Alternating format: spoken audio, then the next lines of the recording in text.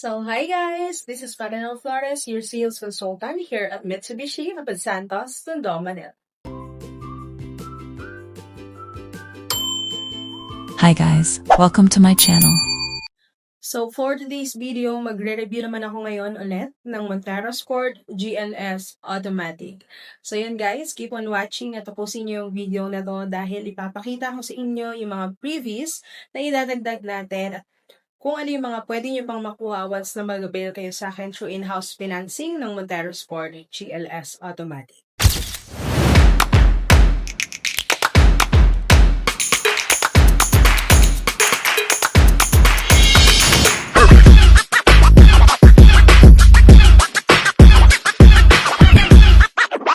Kung naghahanap ka ng SUV na matibay at pang-pamilya, pero pang matagalan at sulit sa presyo, ito yung hinahanap mo. Isang SUV na matagal na ang subok ng mga Pilipino, paborito ng OFW at pang-pamilya. At hanggang ngayon, ay isa pa rin sa pinagkakatiwalaang SUV sa kalsada. Tanong ng marami, worth it pa ba ang Montero Sport sa 2026?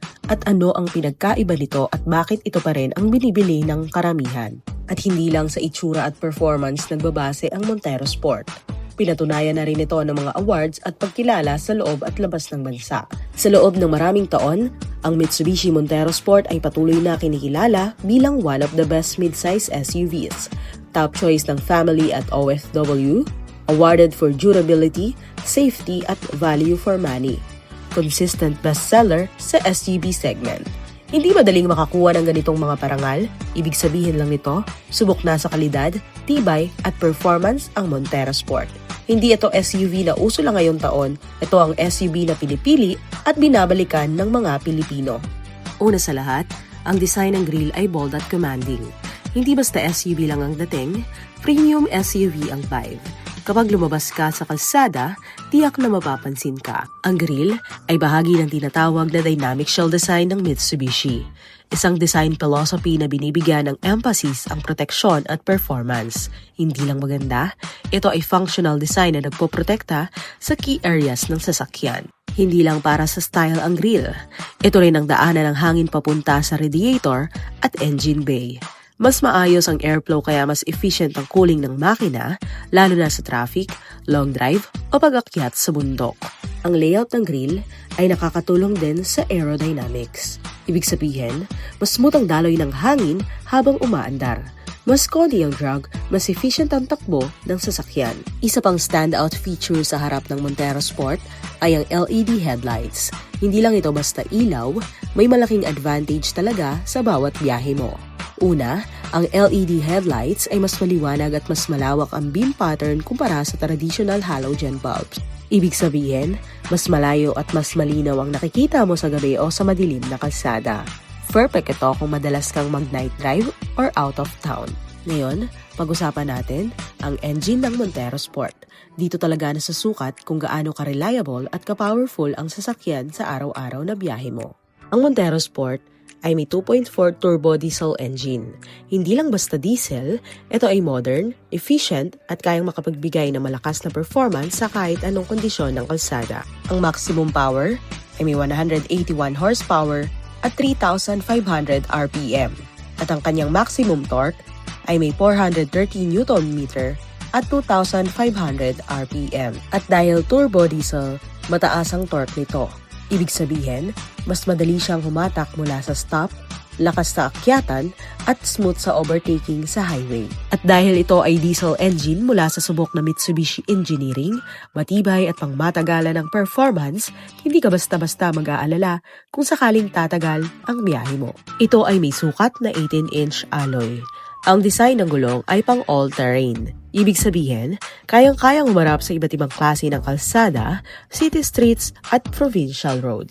Ang quality ng tire at wheels assembly dito sa Montero Sport ay matibay, kaya hindi mo na agad kailangan mag-upgrade o mag-replace, bagay lalo na kung madalas sa out-of-town trips. Pagdating sa ride and comfort at handling, hindi lang engine at wheels ang nagbibigay ng magandang performance sa Montero Sport. Malaki rin ang role ng front and rear suspension system. For the front suspension, ito ay naka-double wishbone with coil spring and stabilizer bar. Kapag may speed bumps o uneven roads, hindi basta tumatagos sa loob ng cabin ang pagkayugyog ng kalsada. Mas komportable ang biyahe ng driver at pasahero. For the rear suspension, ito ay naka 3-link with coil spring and stabilizer bar. Dito mo mararamdaman ang comfort lalo na kung puno ang sakay. Hindi agad bumibigay at hindi madaling tumalo ng likuran pag may load or cargo. Nagbibigay ito ng balance ride, hindi sobrang tigas, hindi sobrang lambot. Dahil sa combination ng front and rear suspension, ang handling ng Montero Sport ay steady sa mga sharp turns at cornering. For the ground clearance, ito ay may sukat na 218mm. Isa sa mga practical na benta points ng Mitsubishi Montero Sport ay ang ground clearance. At hindi lang siya numero sa spec sheet, ito ang dahilan kung bakit perfect ang SUV na to sa Pilipinas. Maraming nagtatanong kung bakit hanggang ngayon marami pa rin ang bumibili ng Montero Sport sa Pilipinas. Hindi ito dahil sa uso lang. Ito ay dahil sa may mga tunay na dahilan na pinapakita ng sasakyan sa araw-araw na paggamit. Isa na dito ang subok na sa tibay at matibay sa iba't ibang kalsada. Ang Pilipinas ay iba-iba ang klase ng kalsada. Mula sa smooth na city streets, mabuhanging provincial roads, hanggang sa lubak at baha. Ang Montero Sport ay kayang sumabay sa iba't ibang road conditions dahil sa matibay na chassis at suspension setup. Hindi ito basta nasisira, ito yung sasakyan na kayang samahan ka sa long drives at rough roads. Mataas din ang resale value ng Montero Sport. Ito ang importanteng punto lalo na sa mga practical buyers, kaya pag nag-decide kang magbenta ng Montero Sport, mas mataas ang resale value niya kumpara sa ibang SUVs. Kaya kahit second-hand buy o trade-in, malaking advantage ito. Ang Mitsubishi Montero Sport ay tipid sa gas, plus tipid din sa maintenance. Turbo diesel means mas efficient sa fuel at dahil madali ang maintenance at maraming parts sa Pilipinas, mas konti ang hassle at gastos sa long run. Isa pa sa advantage ng Montero Sport ay hindi madaling maluma ang design. Ang design ng Montero Sport ay timeless. Kahit ilang taon na, hindi siya mukhang luma. Ibig sabihin, kahit 5 to 7 years mo nang gamit, presentable pa rin, pang businessman o pang pamilya. Isa sa mga gusto nating mga Pinoy, ang tahimik at relaxing sa loob. Kahit diesel engine siya, tahimik ang cabin. Minimal ang engine noise at vibration, kaya relax ka sa long drive, hindi nakakapagod. Ganda din ang driving position ng ating Montero Sport. Isa sa underrated pero sobrang importante, mataas at commanding ang driving position. Mas kita ang daan, mas confident kang mag-drive lalo na sa traffic at highway. Ang Montero Sport ay hindi rin overloaded sa tech. May mga SUV na sobrang daming tech pero masisira lang o bibihirang gamitin. Ang Montero Sport ay sakto lang ang tech. Lahat ng nandito ay talagang magagamit mo araw-araw. Kung bibili ka ng sasakyan, hindi lang to basta luho. Investment din ito. At sa investment, gusto mo yung sigurado at hindi sugal. May mga SUV ngayon na maganda ang specs, maganda sa ads, pero hindi pa subok sa long-term use. Ang Montero Sport, hindi ka nag-e-experiment, subok na to sa init, baha, lubak at long drive ng Pilipinas. May mas murang SUV, oo. Pero tanong, kamusta kaya sa maintenance? Kamusta din sa parts? Kamusta sa resale value? Sa Montero Sport, madaling alagaan, madaling ipa-service, madaling ibenta kung gusto mo na. Bakit kaya maraming Pinoy ang natatakot sa sudden acceleration? Dahil sa mga naging balita noon, hindi maikakaila, nagkaroon noon ng mga viral news at aksidente na naiuugnay sa tinatawag na sudden unintended acceleration. Kahit hindi pa lubos na patunayan na sasakyan mismo ang may kasalanan, tumimo na sa isip ng tao ang takot. Sa kultura natin, malakas ang epekto ng balita at kwento, lalo na kapag paulit-ulit. Maraming Pinoy ang galing sa manual transmission. Nung lumipat sa automatic, may adjustment period. Walang clutch, mas sensitive ang accelerator, mas tahimik ang makina. Minsan, napagkakamalang biglang humarurot kahit normal response lang ng automatic. Pedal misapplication, hindi sadyang tapak. Ito ang pinaka-common na dahilan worldwide. Sa panic situation, may mga driver na napipindot ang accelerator imbis na preno. Lalo na kung baguhan sa automatic, maliit ang parking space at biglang nagulat.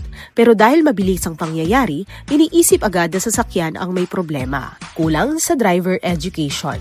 Sa Pilipinas, aminado tayo na kulang sa formal driver training. Maraming nagmamaneho na self-taught, natuto lang sa kamag-anak, walang full understanding ng vehicle systems. Kaya pag may nangyari, takot agad at hindi analysis. Important reality check. Sa modern vehicles ngayon, may electronic throttle control, may fail-safe systems, may brake override technology, may traction and stability control. Hindi basta-basta susugod ang sasakyan ng walang dahilan. Ang pinakamahalagang punto, ang takot ng mga Pilipino sa sudden acceleration ay hindi lang dahil sa nangyayari ito palagi, kundi dahil sa kombinasyon ng balita, maling akala at kakulangan sa tamang impormasyon. Sa huli, hindi sasakyan ang dapat katakutan, kundi kakulangan sa tamang kaalaman at tamang paggamit. Kapag alam mo ang sasakyan mo, hawak mo ang kontrol, hindi ang takot. Isa sa mga dahilan kung bakit pinipili ng mga Pilipino ang Montero Sport ay dahil sa advanced at comprehensive safety features, hindi lang astig tingnan ng SUV, safe talaga sa driver at buong pamilya. Number 1 safety features, ang multiple airbags. Meron itong dual and front airbags at side curtains airbags. Kaya kahit may unexpected collision, protektado ang ulo, dibdib at side ng passengers. Meron itong anti-lock braking system at electronic brake force distribution kasama ang brake assist. Ito ang nagkokontrol sa pagpreno para hindi mag-lock ang wheels. Stable at kontrolado ang sasakyan kahit bigla ang preno sa traffic o lubak. Meron din itong active stability control. Ito ay nagmo-monitor sa takbo ng sasakyan. Kapag nag-slide ka o dumulas, automatic niyang tinutulungan ng sasakyan na bumalik sa tamang direksyon. Ito din ay naka-traction control system. Kapag basa o madulas ang daan, ang traction ay nag-a-adjust sa power sa wheels para hindi madulas o mawala ng kontrol. Ito ay naka-hill start assist. Kapag nag-start ka sa matarik na daan, hindi ka tatakbo pabalik dahil sa hill start assist. Safe at confident ang bawat start sa uphill. Equipped na rin ito ng multi-around monitor. Meron itong 360 camera system na nagbibigay ng clear view sa paligid. Perfect sa tight parking o kapag may mga bata sa paligid, makikita mo ang lahat ng blind spot. Mayroon din itong rear parking sensors and camera. Hindi ka na mahihirapan sa parking, ang sensors at rear camera ay mag-aalerto sa iyo kung may obstacle sa likod.